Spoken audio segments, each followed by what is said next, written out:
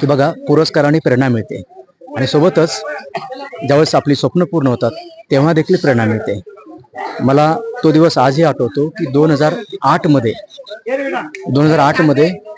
हा जो पुण्यामध्ये स्वारगेट या ठिकाणी गणेश कला क्रीडा मंच आहे, याच सभागृहाच्या बाहेर मी स्वतः पुस्तकं विकायचो.